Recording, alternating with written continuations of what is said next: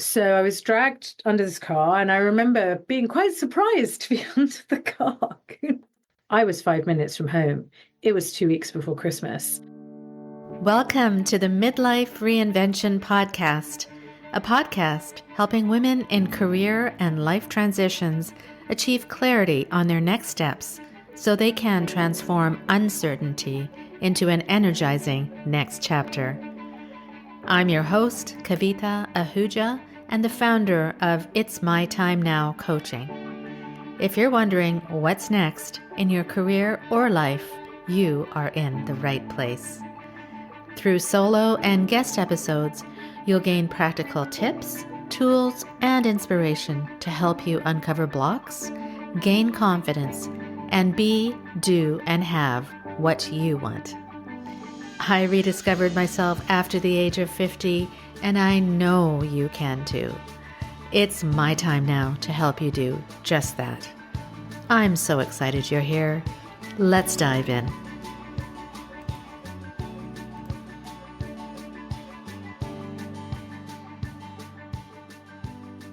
Welcome to a very special episode of the Midlife Reinvention Podcast.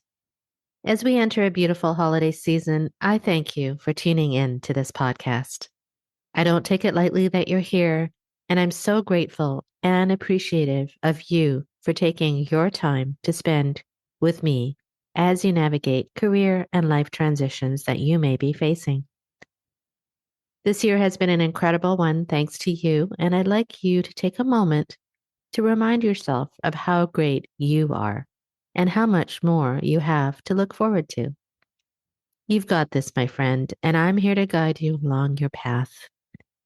To that end, I wish you the very best of the holiday season and the best New Year's Eve ever. Today's episode with Erica Sosna is one I especially enjoyed because of how she was able to turn unexpected hardship into a life of courage, resilience, and reinvention. And you can do the same. From overcoming a paralyzing accident to redefining career success, Erica shows how to turn challenges into opportunities.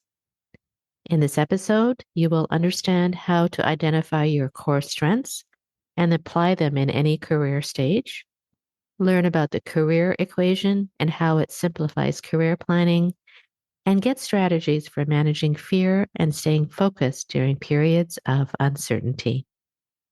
So sit back, relax, and learn some actionable insights on how to make this next year the best year ever. And don't forget to stay till the end for a very special New Year's offer to you, my loyal listener. Welcome to the Midlife Reinvention Podcast, a career and life transitions podcast. If you are asking yourself, what's next? You are in the right place.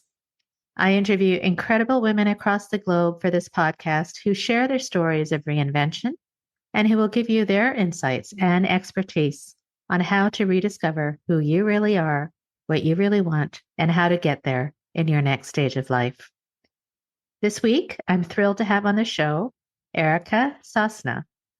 Erica is a two-time TEDx speaker, a thought leader, and expert on the future world of work. As the author of 2 books, Erica is a co-host of the Career Equation podcast and the creator of the Career Equation model. She has made it her business to help companies and individuals unleash their potential and drive retention through impactful career conversations. Erica has over 20 years of experience coaching senior executives across various sectors, including real estate, financial services, luxury, and technology.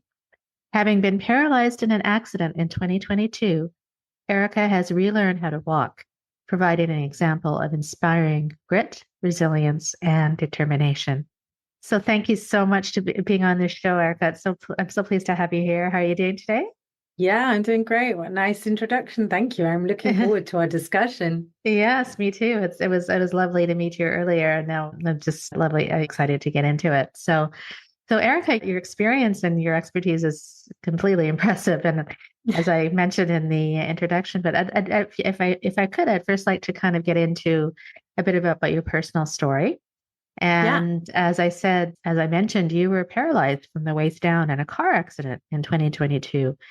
And that must have been devastating. And since then, you have not only taught yourself again how to walk again, but have also developed really a deep understanding of determination. So if you could please share our audience a little bit about that experience and how it kind of, I guess, fueled your desire to help people more Hmm. in their career and lives. So Yeah, for sure. yeah. So if we go back to before, because I think you have a before, during, and an after in a good story, right? So Mm-hmm, mm-hmm. before the accident, I had been running my careers consultancy for quite a few years. And prior to that, I had been in this sort of leadership and management development space for a long time and loved that. Really felt like I'd found my niche and was helping other people to find theirs.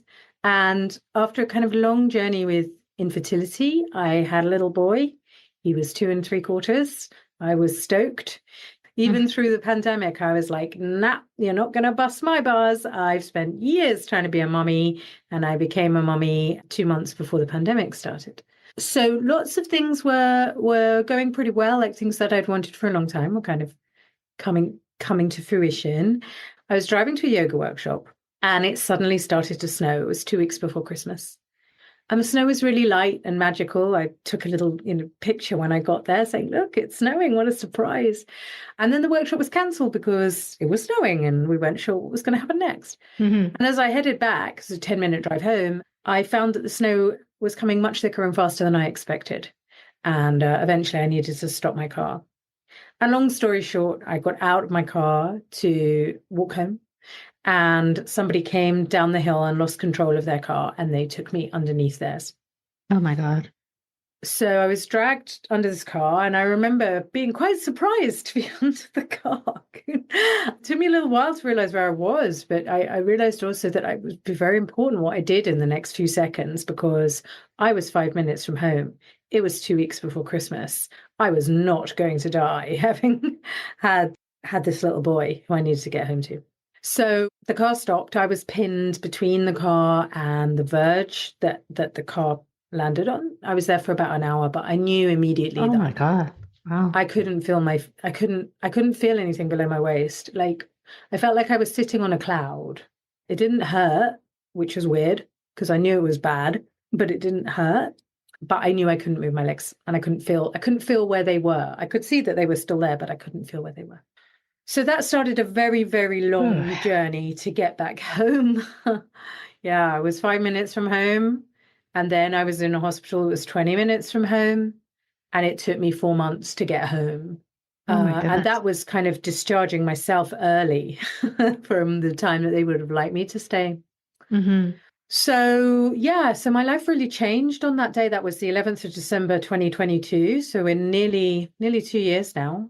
And I was away from my son and my husband and everybody really in recovery, lots of surgery, lots of rehab.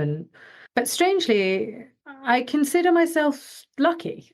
I mean, my walk is funny, all sorts of things from my tummy to my bowels to my bladder to my sexual function to the way that I move are massively impacted. But I'm still here and I'm still me. And I got to return to work that I love. I got to return to family that I love. And I had this, very transformative experience. So even though often still now it sucks, Yeah. it could have been so much worse. So there is a kind of dichotomy that I sit in of I was very unlucky, but I was very lucky in my unluckiness. And and that in itself has been quite helpful. And I was once told long ago that when bad things happen, if you work on accepting them as though you chose them, that doesn't mean that you would have chosen them, but accepting them as though you did, like really wholeheartedly, in a kind of Buddhist philosophy way of like, aha, this thing has arisen. Let me just see what I can learn from it. That sort of preserves your energy to then apply yourself to how do I respond to this thing? Whereas if you get trapped, if I can only speak for myself, if I get trapped in the energy of why did this happen to me, this shouldn't have happened to me, all those kinds of things, I'm sort of stuck in a hell that I can do nothing about. And so I think that's been really a kind of fundamental principle behind clawing my way, and I am still clawing my way back to life, back to my life, back to my work, back to fully participating in my parenting and my relationship in the world, really. Well, firstly, like I can't imagine the way you described it, like actually realizing that you're under the car and then looking at your legs and saying, I can see them, but I can't feel them. And that in itself is devastating. And thank you for sharing that. I just think it's remarkable what you said about that you consider yourself lucky. And I think it's that perspective that is, for lack of a better word, remarkable. I mean, so many people would have really taken that and given up. And like you said, like they could have got trapped into that negative type of energy and why me, why me? But it seems as though that, like you said, you're very lucky in your unluckiness, but you looked at the positive aspects of this very negative situation and you came out of it and then thrived, it seems as though. So, I mean, congratulations on that perspective and being able to move on. That's absolutely amazing. Thank you. It's nice of you to say that. Yeah, no, it is. I found initially I was almost a bit sort of cross when people said you're really inspiring and how you're handling it, and because I thought, well, what else would you do? Right. But I came to understand exactly as you shared that actually not everyone would respond the same way that I did. Right. So right. when I say I'm lucky, like there were some things that's like, okay, it's really bad to be under someone's car 2 weeks before Christmas, but I was very fortunate about what my injury was, how it was handled, who handled it, and the support that I got along the way. And that I was able to return to my work, because for many people with my injury, it's very difficult to return to what they did before, particularly if they did something quite physical or they've been impacted more neurologically or in terms of traumatic brain injury. So there was a lot to be thankful for. Not necessarily thankful that that thing happened to me. Right, of course not. But Yes, I am yes. thankful for some of the green shoots that sat around that. And one of the really amazing things was, like, when you nearly die, everyone talks about you as though you had, right? So they say lots of lovely things about you. You got this kind of outpouring of like love and support. There's sort of like witnessing your own funeral in a good way. Interesting. Yeah. And so that also was a kind of like a very nourishing thing. So I guess when we talk about like midlife reinvention challenges and all the sort of the compression that can really happen at this stage of life, whatever, you may not have had a compression of your spine, but you may well be having a compression in feeling the pinch in your life in various ways, that it's about that perspective of like, what if this is for me? What is going well here? What can be true that's nourishing for me? And that doesn't mean that the first thing that's happened isn't like sucky, difficult, horrible, traumatic, uncomfortable, unpleasant, undesirable. It just means that the way in which I respond to that is going to determine my level of energy to cope with it. Right. And that's not to say that I didn't have plenty of off days, and that I don't still have plenty of off days where I get super cross and exasperated and overwhelmed and sore or whatever. Yes, yes. It just crossed my mind as you were talking about this, is that how did you, like, after this happened, and maybe can relate to other women who are listening who are maybe not so dramatic, but are having like these things in their life that are stopping them. How did you find the courage? How did you really find that courage to move on and to like go back to work and because especially you said you had a 2-year-old or 2-year-old and yeah, he was just shy of 3. Just shy of 3. And so I'm just wondering, I just thinking, like, if that happened to me, I don't know how I would I would get that courage to kind of move forward and go back to work. And that's one of the things we talk about a lot here is just despite the obstacles in our way, how do we as women especially develop that courage? Just to I mean, it was really hard to come back. Like it was really hard to come back.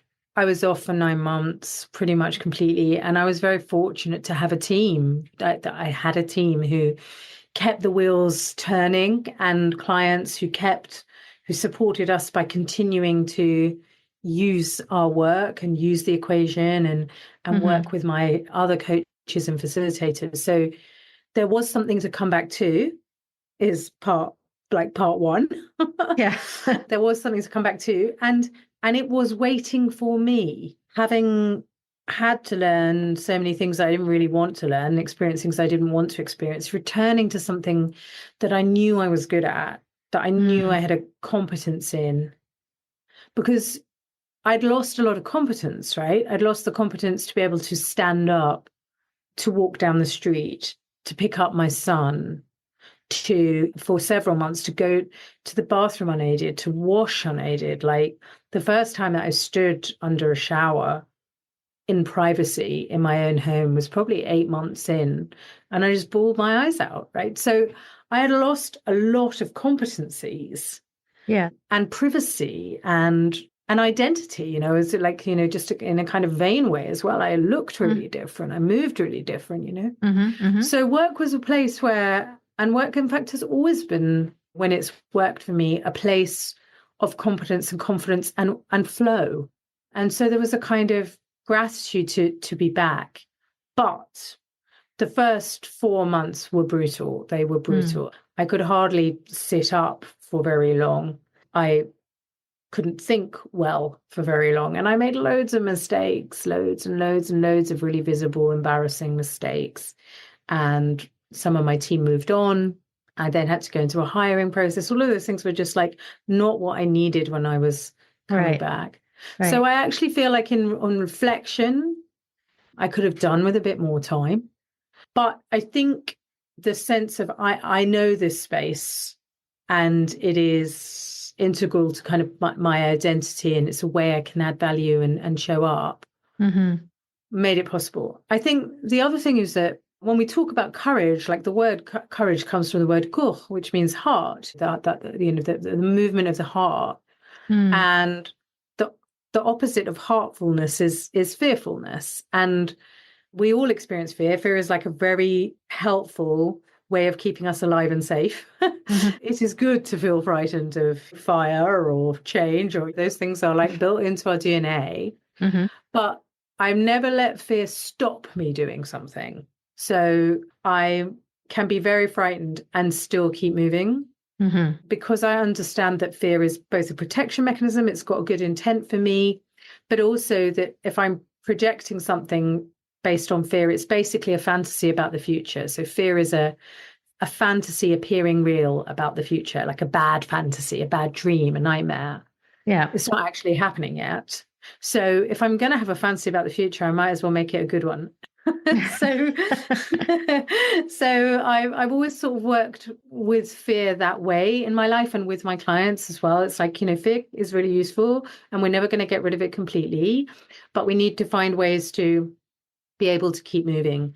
And one of the key ways that I keep moving, that I teach in my books and in coaching and for myself, is just one step in front of the other. So having a vision for ultimately where you want to end up or how you want to feel. In my case, I wanted to do yoga again. I wanted to carry my child again. I wanted to cycle again. And I wanted to dance and run again. And I can do all of those except the dancing and running the way that I would like to, so far yet. So I have no doubt you will. I have no doubt. Those were like big scary goals, right? But then I was also like, what is the like the penny I can put in the piggy bank today to support me towards that thing, and just do the next thing, just do the next thing. So you kind of hold what I call like the bird's eye view, the long-term vision of how you'd like to feel and what you'd like to experience. And then the worm's eye view, which is like, what's the little nibble that I can take, just a little nibble today that might help me with that thing, because otherwise it was just overwhelming. Yeah, I love that. Yeah, fear is, and I always say you can use fear as fuel to move you forward. It's going to be there, but you need it to move you forward. And so around that what many women, I'm sure many of your clients that you've worked with and many women listening, what would you say? Like they may have many opportunities in front of them and but are held back by fear as well. Why is it so important for them to again move despite that fear, be resilient? And I believe you have something that you've created that's called a future fit career. So maybe you can tell us a little bit about that. And also, does it fit into what you were saying about the vision, but also taking the little steps? Yeah, for I don't know sure. if that relates or. Yeah. So I think there's a few things. Like, I've always been very curious about what is our motor, what is our motivation, what is our fuel, what propels us forward. And generally speaking, everything has an opportunity for growth in it. Some of it might be nicer than others. Some of it's a push, right? Sometimes you get a shove towards moving Mm-hmm. into your future. It could be health, it could be redundancy, it could be marriage breakdown, it could be whatever. It could be obsolescence of your, something you've studied hard to be good at. But it can also be a pull. It can also be a kind of an invitation and a sort of evocative or like tantalizing prospect. And I think I work a lot with this idea of the hero's journey, which is that a push or a pull comes along that calls you towards a future. And generally we resist a call because it requires change and discomfort. But sooner or later it becomes so loud that we have no choice but to accept it. And on both the sort of personal, professional, and kind of meta level at the moment, there are a lot of calls going on, both pushes and pulls.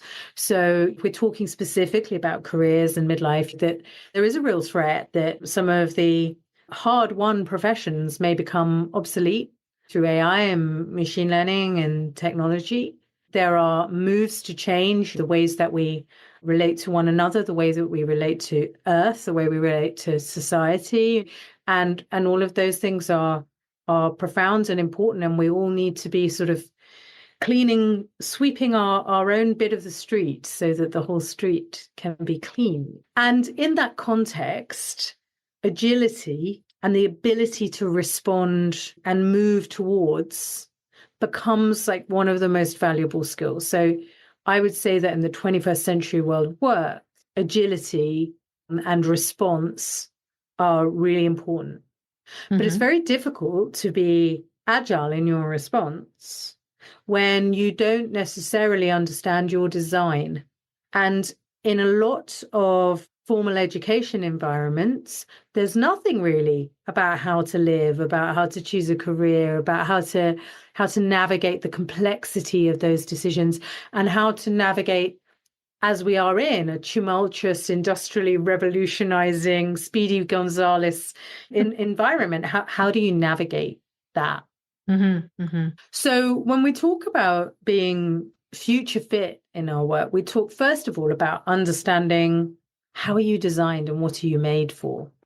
Because once you understand how you're designed and what you're made for, then the adaptability of that thing improves. The ability to evolve, transform, show a different side, lean into something. All of that becomes possible once I understand what I've got to work with.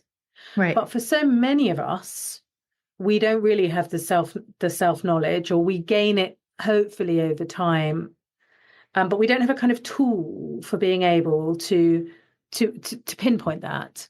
And when we get that, and that's what the equation does, it's also what I know Ikigai is something you've shared and that people also love as a model.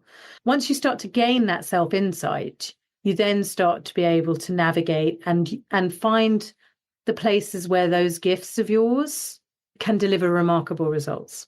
And that is all about how you spend time and make money by using your gifts. So first, identify the gift, then identify what kind of environments you work best in. And then on the back of that, go, so what does that mean in the context that I find myself? And that's particularly important. I work with a lot of women around reinvention and midlife, and understanding the transferability of what they've got, Yes. but also what they want to take with and what they Yes. will gladly leave behind. My father and my grandmother were both emigres from Soviet Russia. and they needed to leave like with not much time to spare. Mm-hmm. And it really struck me that if I didn't have much time to leave a country and leave my home, what would I definitely want to take with? What would need to be in there? And I think that midlife affords us exactly that kind of inventory opportunity if we want to take it, whether we're forced unexpectedly out of something that we loved and thought we'd stick with, or we outgrow it. Both of those are opportunities to go, what will I take with? What will I gladly leave behind? And what will I begin? Yeah, I love that, Erica, about the concept of what do we leave behind? What do we keep? You were talking about your parents, and actually that reminded me of my parents as well, because my parents were forced to leave Kenya in the 60s. And some of those things about as midlife as the opportunity is we have the opportunity now to take what we want and leave behind what we don't want. So that's actually really wonderful. I love that. So, Erica, if you could, we talked a little bit about how often women struggle with how to make these decisions, especially in this stage of life or different transitions we face, especially in our career. So, and you kind of alluded to it, but you have something called the career equation.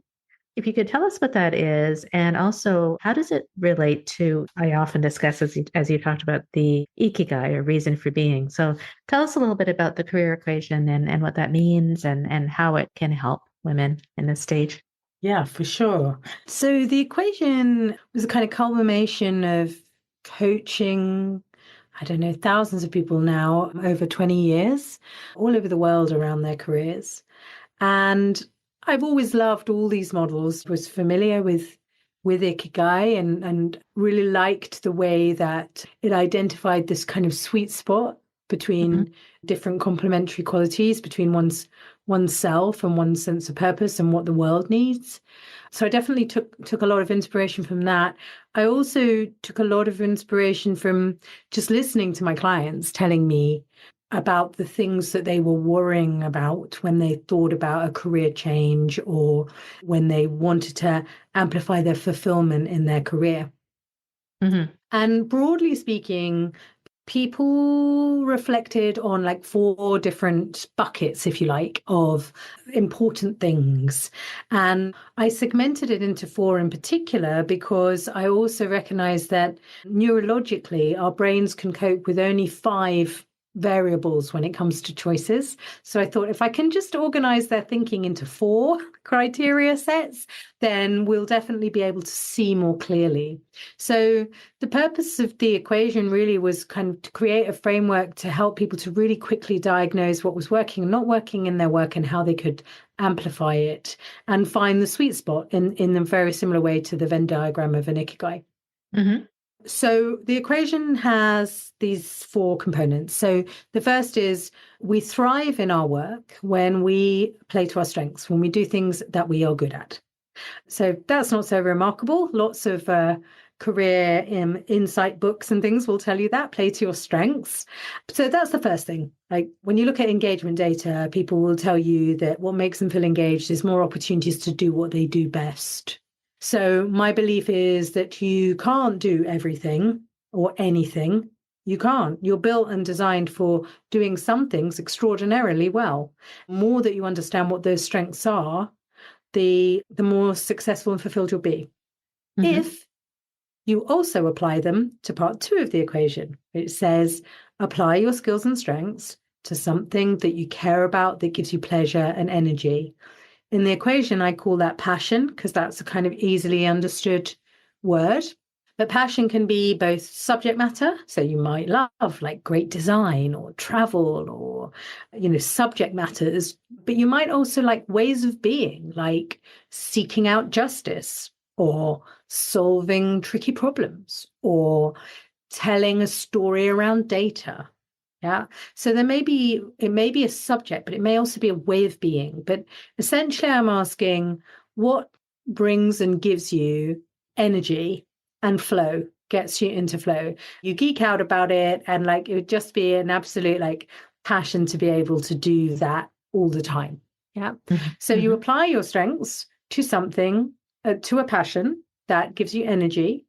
And you use that to create a result. And in the equation, we call that impact that matters to you. Now, it's easy to think that the only result that matters, or the only way to be successful, is more money, more power, more influence. That's what we're bombarded with from social media and kind of all manner of different influences. But actually, when you ask people, how do you define success? How do you measure that your life and work are successful? There are as many variations on that as there are fingerprints. Mm. So it's really important that people are able to define that. And in Ikigai, it asks, what does the world need? And that is one way to define success, is how am I lining up with what's necessary, important, and valuable in the world? How am I having a positive impact? People will often talk about that in one way or another. But they may also talk about, something just for them, like becoming a thought leader, being recognized in their space. Or they might talk about creating financial stability for their family, or being a good role model. Or they might talk about the pleasure of making something beautiful. And maybe the world doesn't necessarily need any of those things, but the person does. Mm-hmm. Yeah. So skills plus passion plus impact give us the design of the person.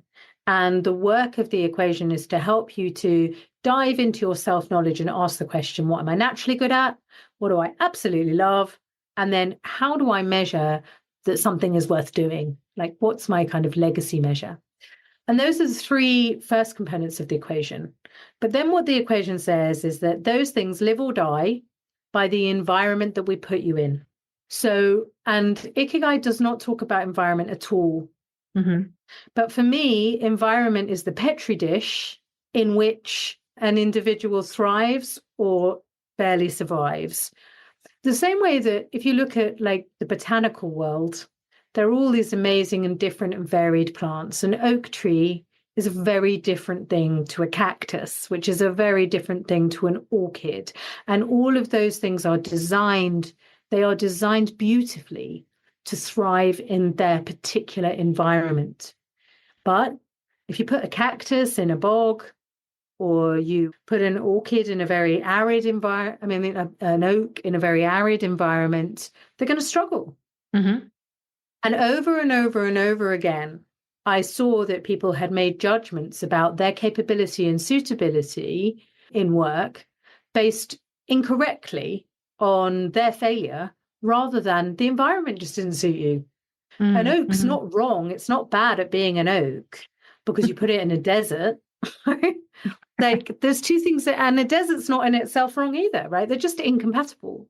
Mm-hmm. So the equation says that environment makes the difference. So it can either be a multiplier towards your sense of success and thriving at work, or it can really compromise you and undermine the effort that you put in. So you can have a job that meets your skills, passion, and impact, but the environment doesn't suit. So, for example, my first job, I was working in the UK government, and I was advising on really interesting things: corporate manslaughter, euthanasia, people trafficking, sexual offending. I was in the kind of criminal unit in what we call the Home Office. Right. I studied social history, so this should have been a perfect job for me, because I love those kinds of things. And I'm very good at the kind of research and questioning and structuring of thinking that would help you make a policy decision. But the environment of the Home Office was very conservative, and I am not. It was very slow moving, and I am not. Right. It was very stifling. Like, even physically, you couldn't open the windows. So we're in the middle of central London, backing onto one of the most beautiful parks in London. You couldn't open the windows. I just felt like I was suffocating all the time. And the building was also very ugly, which sounds like a silly thing, but I actually have learned that I'm very, very sensitive to environment.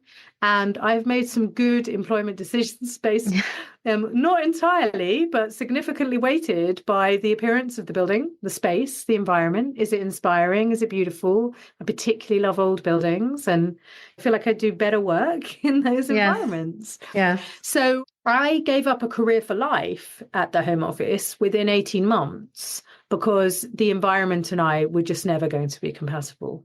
Mm-hmm. And that was really what started my quest to go, could other people have saved themselves the time? And how could I have confidently followed my hunch that actually this environment wasn't going to suit me, even though on paper I just got into the most prestigious graduate scheme in the country. And why on earth wouldn't I be delighted? I knew that I wouldn't be delighted, but I thought it was very foolhardy to not go ahead and try it out. But that was really where the equation come from. It was like, hey, like, how did I manage to make that decision? And then listening to thousands of people tell me everything from, am I too old for this? Or could I be a fit? Or I just didn't fit in. I wasn't that kind of person. I didn't have the right background. Those things started to make clear to me that environment really made a big difference, and that it was everything from the quality of the coffee and the Wi-Fi to the culture, to the people that you work with, to whether you worked at Breadth or whether you were a specialist, whether you worked in an open plan office or on your own in a very quiet space. All of those things, indoors, outdoors, all of those things made a huge difference. So the equation is that skills plus passion plus impact divided by levels of friction and environmental fit. So you want to reduce as few levels of friction between the environment that suits you and the environment that you've got. And it's really a very simple way to allow people to quickly diagnose what's working and not working in their work, what can be amplified, what needs working on, and why some things were misaligned when they looked on paper, like my civil service job, like the perfect fit. Why did that not work out? Yeah. And it's such a relief when people discover both their unique and beautiful design. You can literally see them go, oh, I'm just a Kavita. There's nothing wrong with me. It's lovely, to see them do that. Like, just to really, really feel proud of who they are and their design, but also the relief of like, oh, and there's nothing, it was just a misalignment. There's nothing wrong with, I'm lovely. Yeah. But therefore I can make empowered and informed choices and ask empowered and informed questions about potential employers, potential environments, and also to trust the instinct that says, is this a creative space? Is this an orderly space? Because I know I need those things. Is this an informal space? Is this a collaborative space? Because I know I need those things. And once you understand those things about you, your radar is much better at picking them up. You're much quicker to answer the questions, and you know what to ask if you're not sure. And so it's my belief in many ways that environment makes the difference, and that probably that's the most unique element of the equation that differs from some of the great models like Ikigai and Gallup, StrengthsFinder, and all those other good things. Yes, that's actually, that is so eye-opening, because yes, we're all unique. We all have our own unique strengths, passions, and the impact. But often I find that people who come to me, they feel stuck, and it's not because they're stuck in their own strengths, or they don't know what they are, who they are, or what they want to do, but it's because they're being stifled. Maybe they're stifled in their environment. They feel stuck that way, and they don't actually, until you actually put a light on that, it's like, oh my God, that's what the problem is, right? Yeah. Yeah, right. And you could throw the baby out with the bathwater like I did at the Home Office. It's more than possible that I could have had a very fulfilling and interesting career if I'd understood that without moving. Because sometimes once you have that insight, first of all, awareness in itself is often curative in most circumstances in life. But then on the back of that, then I can go, so what could I do about that? Because actually, that stifly conservative environment was quite particular to the department that I was in. And sometimes it's just particular to the team you're in, or even the quarter you're in. Like, maybe this is just a stuffy, rubbish quarter, and actually next year it's going to be a brighter new tomorrow because there's a new leader, because the economy has changed, because you guys came up with a different strategy, because that product went crazy. Like, environment is dynamic as well. And whilst it's not all controllable, at least if I know what I'm looking for, or I know what's malfunctioning, I've got an opportunity to make a shift within the context that I'm in. Whereas all too often people just do a bunk because they can't work out what it is. They just feel like it's not quite right. There's something not a fit. Yeah. Well, you could also lead the charge to make it fit, or to point out what is wrong with the environment. And it may not just be you in that environment that's not feeling the having the fit. It could be other people, but they don't know it either, right? So it's almost as though if you realize that, then you have the opportunity to fix it, not necessarily leave it. Like you said, you could fix it or make it so that it does fit with you and with other people that you're working with. So I really love that. That's Absolutely. really, really, really interesting. Yeah. And of course, the win-win there, because as a company, we work also with organizations as well as individuals, is about that win-win, about until we have that conversation and until we have that technology and that toolkit that's understood on both sides, it's very difficult to, you're assuming all sorts of stuff about the person, and the person is assuming all sorts of stuff about what work can and cannot do. But actually, if we all start talking within the equation context, it becomes possible for both sides to get really good win-win out of those kinds of insights, and therefore to keep people for longer, keep them progressing happily through the organization. And if they do leave, they leave for the very best reason, which is they've discovered their design. They've discovered the design does not have a fit in that environment. They've exhausted all the possibilities for that. You send them off with your blessing. They feel incredibly grateful that you've given them that insight. And who knows, they could be back in 5 years, or they'll certainly be referring to the organization in a positive light. So it really can be a lovely kind of win-win for everybody. Must be very eye-opening for both the individual and the organization to realize that. For sure. Yeah. Wonderful. And I'm sure you've had many, many success stories with that. I wanted to just, I guess, just kind of winding down, but you earlier you talked about the hero's journey and the power of narrative and storytelling and biography. So tell us a little bit about that. You said I think you believe quite strongly in the power of that. And how can that kind of help you make better career decisions, especially if you're in a crossroads or. Yeah, thanks for asking that, because it is something I'm very, very into. I trained as a storyteller the same year I trained as a coach, which is 20 years ago now. So in parallel, I was learning coaching tools and techniques at a time when people still said, "What's a life coach?" People really didn't know what it was. And I simultaneously was training as a biographical storyteller because I wanted to capture the stories of my family. And again, from my social history perspective, I was interested in people's lived experience of history rather than it being told by somebody else. And I started to see that the two things had this incredibly useful synergy. And so the method that I've devised, I would describe as a narrative method. So it is all about the idea of the individual being the central character in their own story. And the more we can understand that character and what motivates them to move forward or to succeed, what fears get in their way, what challenges they have to overcome, the better that they can navigate that person through uncharted territory, whatever that is. And in Joseph Campbell's Hero's Journey, he has a very, very useful framework that is used over and over in storytelling, but I think is most useful to us as a kind of map for transformation and change in our lives. And broadly speaking, it follows this structure, which is the heroine gets called to do something, as I described earlier, and it's inconvenient and annoying for her to go about doing that, but the call just keeps on coming, whether it's an enticing opportunity she wants to experience, or it's a push that's saying, come on, you've got to move out of where you are. Eventually, they accept the call, and they start moving towards action and start building plans, doing research, thinking about how they're going to do something, and head off on their journey or adventure. And that all goes very well until it gets to a certain point where it all gets a bit tiring and uncomfortable and expensive and stressful. And they start to think, why did I ever start this thing? It was a terrible idea. I'll never be able to get there. Blah, blah, blah. And they do that because they're heading towards, in what we call, in classical storytelling, we call the supreme ordeal. So like the battle between Harry Potter and Voldemort, the kind of climactic moment where the person erupts onto the stage or bursts out of the cake or whatever it is that they're supposed to be doing. And maybe it goes well for them and maybe it doesn't, but we're all rooting for that moment that we want to see happen.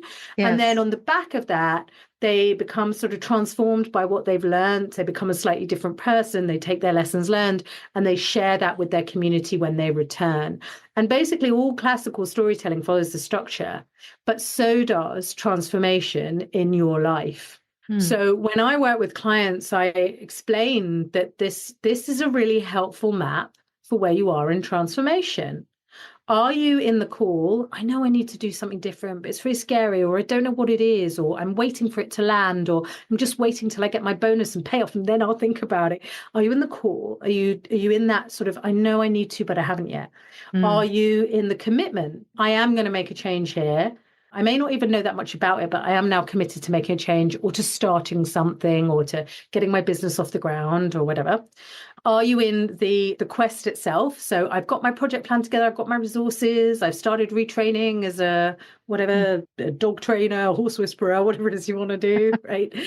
Are you in the belly of the whale? Which is, oh my God, this was a terrible idea. Why did I ever said that I would do it? I'm never going to get through this. It's very common. It's the kind of recognized thing in sort of PhD territory, like just before your thesis gets handed in, where you're like, I can't do it. The whole thing's rubbish, that kind of thing. Yes, yes. And I remember in performances that you get to a kind of final dress rehearsal and it would all go horribly wrong. And you'd think, how on earth are we going to perform next week? So that kind of feeling of like being stuck in the belly of the whale. Are you at the supreme ordeal, which is maybe it's the interview stage or something where you're feeling really vulnerable or you're pressing launch on your website or getting your first customer? Or are you in the return, which is I've come out of something big, I've learned a lot about myself, I may or may not have got the job or it may not be as I expected. And then am I celebrating what I've achieved and what I've learned? And am I holding a light for somebody else who may want to take this journey? And once you understand where you are on that sort of clock, if you like, of the journey, then it becomes much easier to go, what do I need to do next? So back to your original question about like, how do you keep moving? I knew from my injury that this was like a proper hero's journey and that I was going to have to commit to it and take all of these phases and stages and see what might be in it for me.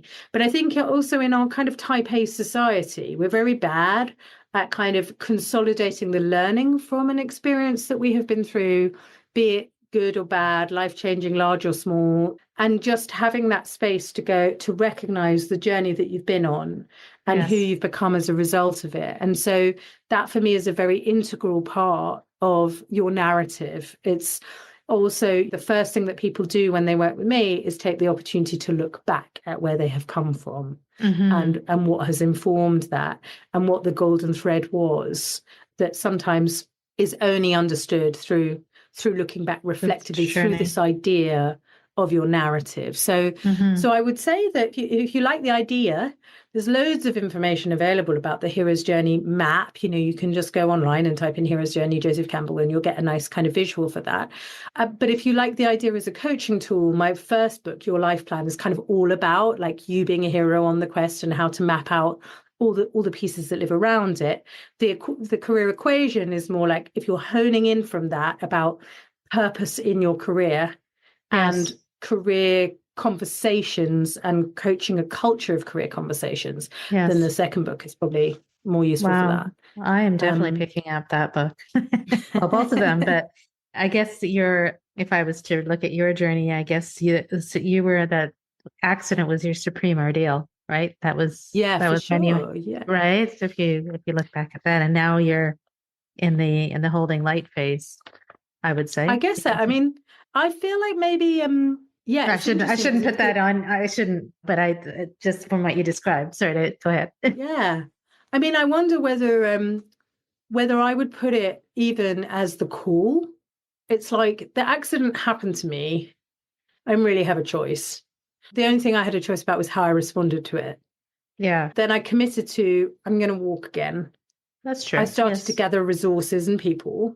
And having said that, you can't just decide you're going to walk again. Like I knew it was possible. So that's kind of, you're designed for something. You've got a possibility. Definitely like the belly of the whale, the supreme ordeal was just like the level of kind of pain and discomfort and kind of loss. Yeah. I mean, and so I feel like, I am emerging from that into the return in as far as I'm able to have this great conversation with you, to re-engage in the world and actually to start running programs and launch a podcast that's very much geared towards the public and just going, hey, maybe this stuff, well, definitely this stuff is useful to everybody, but maybe there is a different channel to the sort of business world that I was speaking almost exclusively to, where I might be able to speak to more people more freely in a way about their journeys and their narratives and their stories and their equations in a way that might really support them. And we train a lot of coaches. That's also one of the great ways that I do it, is to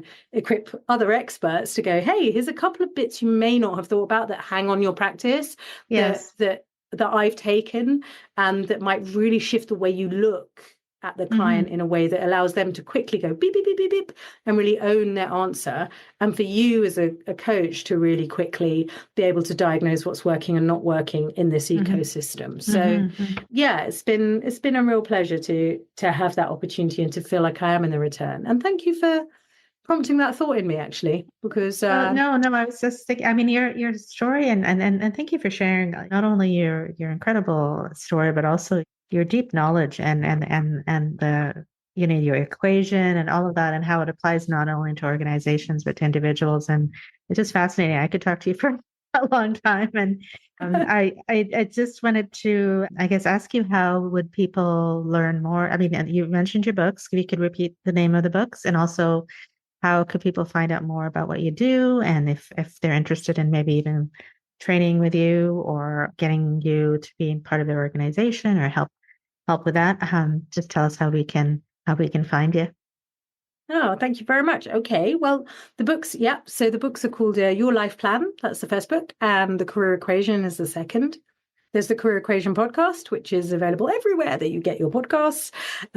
And thecareerequation.com is the website. So that's the best way to find out about trainings we're running for the public, trainings we run for coaches, and the works that we do within organizations. But if you want to drop me a line, just find me on LinkedIn, find me on Instagram, and come say hi. It's always wonderful to have the opportunity to connect with people and hear more about their individual stories, which is really at the heart of the joy of the work that we do. So yes. Wonderful. Thank you so much. Just, I guess, maybe if before we go, just maybe something that you might want to share, just one last word for the listeners based on their stage of life that they're in and looking forward, and just based on your experience, maybe just a little last minute. I mean, I think one of the things that I take with a lot is just this idea of like, what if this is for me? If something difficult and challenging is happening, like we're not gonna go through life without suffering, without tough stuff happening. Is there a way in which I can find this to be for me and in support of me?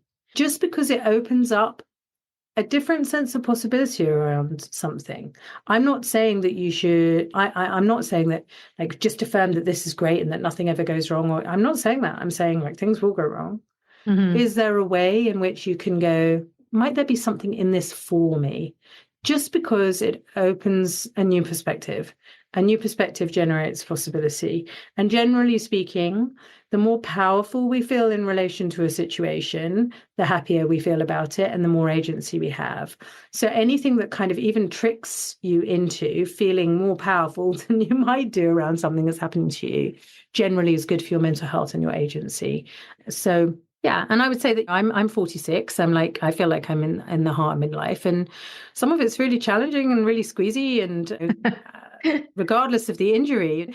But I also feel like I'm starting to touch into like what wisdom looks and feels like. I'm starting to understand how the accumulation of my experience has value, and I really feel that coming from a culture that really has a lot of respect and time for that sort of, you know, and we're all living longer and healthier lives than ever. Really, it's just the end of the beginning, not the beginning of the end. I love that. I love that. What might be something in this for me? I love that. Thank you so much, Erica. It was a wonderful conversation. Thank you so much too. And we'll have the links in the show notes for the books and how to contact you. So I appreciate the conversation. My pleasure. Thank you. Thank you so much for joining us on this inspiring episode with Erica Sosna. If there's one takeaway from today, it's this. No matter the challenge, you can find your way forward with the right tools and mindset. Whether you're navigating a career change, tackling fear, or just figuring out what's next, you don't have to do it alone. To that end, and to kickstart your journey, I'm offering a limited time offer for you. 1 free hour of coaching from me to you to help you set clear goals and take that first step. It's my gift to you as we head into a fresh new year. All you have to do is email us at support@itsmytimenowcoaching.com to claim your 1 free hour of Kickstart session to 2025. Spots are limited, so don't wait too long. Wishing you a wonderful holiday season ahead, filled with joy and reflection and new beginnings. Till next week, happy holidays.